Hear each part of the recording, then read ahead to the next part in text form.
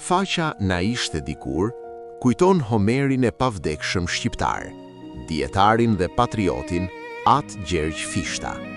Lindur në Fish të Zadrimës, Gjergj Fishta ndoqi shkollat franceskane në Troshan e Shkodër. Studioi teologji, filozofi e gjuhë të huaja në seminaret dhe institutet franceskane në Sutjek, Livno, Kresheva. Më 1902 u emërua drejtori shkollës franceskane në Shkodër, ku vendosi shqipen si gjuhë mësimi. Përfaqësoi shoqërinë Bashkimi më 1908 në Kongresin e Manastirit dhe u zgjodh kryetari i Komisionit Alfabetit Shqip. Më 14 dhjetor 1908 mori pjesë në Kongresin e Manastirit si përfaqësues i shoqërisë letrare Bashkimi. Ky kongres, ku morën pjesë delegat katolik, ortodoks dhe musliman nga Shqipëria dhe jashtë saj, u mbajt për të vendosur përfundimisht një alfabet të gjuhës shqipe. Për më tepër, ishte Gjergj Fishta i që u zgjodh nga Kongresi për të kryesuar komisionin prej 11 delegatësh që do të përcaktonte variantin më të mirë të alfabeteve të propozuara. Pas 3 ditë diskutimesh, Fishta dhe komisioni vendosën të mbështesin 2 alfabete, një formë të modifikuar të alfabetit të Stambollit të Sami Frashërit, i cili, edhe pse jo praktik për shtyp, përdorej më gjerësisht në atë kohë, dhe një alfabet të ri latin pothuajse të njëjtë me alfabetin e Bashkimit të Fishtës, me qëllim që shtypja e librave jashtë vendit të bëhej më e volitshme.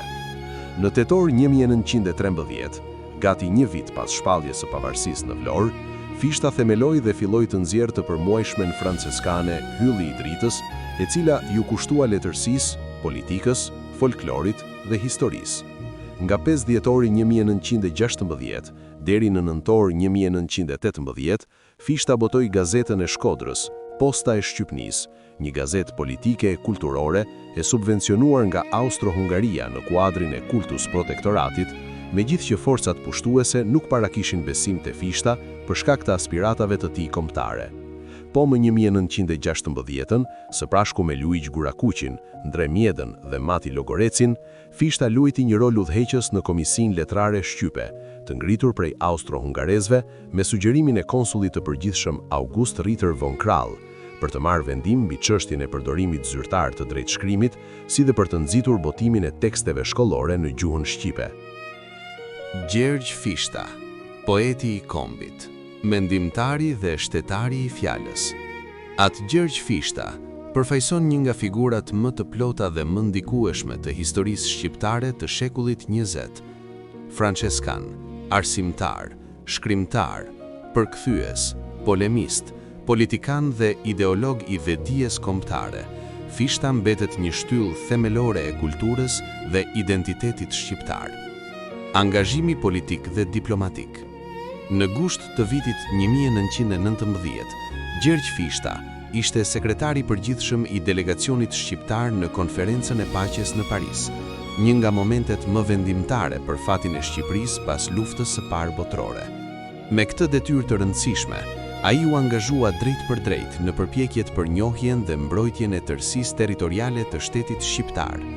Me kërkesë të kryetarit të delegacionit, Imzot Luigjë Bumçi, Fishta u caktua antari një komisioni të posaçëm që u dërgua në Shtetet e Bashkuara të Amerikës për të lobuar në favor të interesave shqiptare.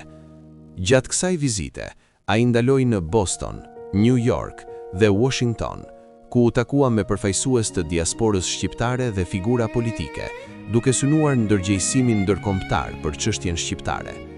Ky mision dëshmon rolin e tij jo vetëm si poet, por edhe si diplomat dhe përfaqësues i denj i kombit. Roli parlamentar dhe jeta publike. Në vitin 1921, Gjergj Fishta përfaqësoi qytetin e Shkodrës në parlamentin shqiptar dhe në gusht të po atij viti u zgjodh zëvendës kryetari i tij. Ai u shqua për aftësitë e jashtëzakonshme në oratori, për mendimin e mprehtë politik dhe për autoritetin moral që gëzonte si klerik. Fjalimet e tij parlamentare karakterizoheshin nga gjua e pasur, ironia therrse dhe ndjenja e thellë atdhetare.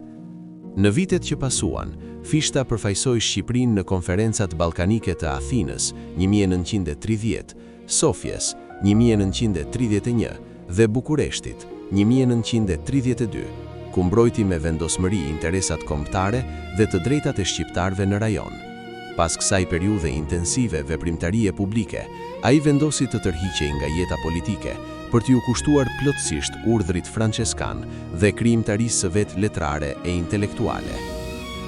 Ndërime dhe vlerësime ndërkombëtare. Gjergj Fishta është shkrimtari i parë shqiptar i propozuar për çmimin Nobel për letërsi, një fakt që dëshmon vlerën e tij jo vetëm kombëtare, por edhe evropiane. Si poet kombëtar, ai u nderua me diploma, tituj dhe dekorata të shumta. Më 1911 mori dekoratën austro-hungareze Ritterkreuz. Më 1925 u dekorua nga Papa Piu XI me çmimin Al Merito. U nderua me medaljen prestigjioze Phoenix nga qeveria greke. Mori titullin Lector Jubilatus Honoris Causae nga urdhri franceskan. Më 1939 u bë antar i rregullt i Akademisë Italiane të Shkencave dhe Arteve. Atë Gjergj Fishta u nda nga jeta në Shkodër më 30 dhjetor 1940, duke lënë pas një trashëgimi të pashlyeshme kulturore dhe shpirtërore. Krijimtaria letrare dhe lahuta e malësisë. Krijimtaria e Fishtës është e shumanshme dhe përfshin rreth 37 botime letrare në poezi dhe prozë. Megjithatë, emri i tij është i lidhur pasgjithshmërisht me kryeveprën epike Lahuta e Malësisë, një poem monumentale e letërsisë shqipe. Lahuta e Malësisë është një poem epike historike që trajton luftën për autonomi dhe pavarësi, duke përqendruar vëmendjen te ngjarjet e Shqipërisë së Veriut nga viti 1858 deri më 1913.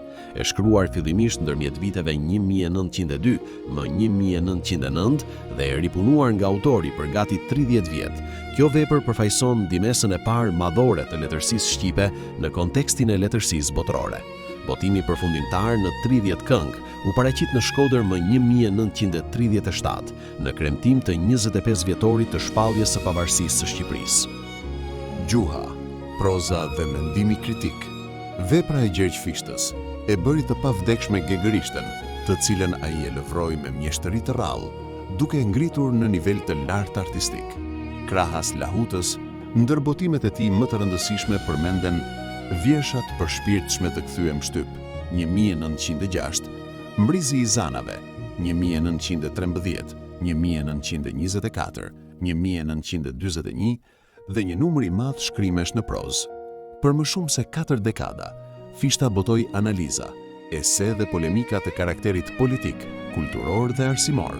Ai trajtoi çështjet e estetikës, filozofisë e artit dhe zhvilloi kritikën letrare shqiptare, duke u shfaqur si një mendimtar i thellë dhe i guximshëm. Trashëgimia.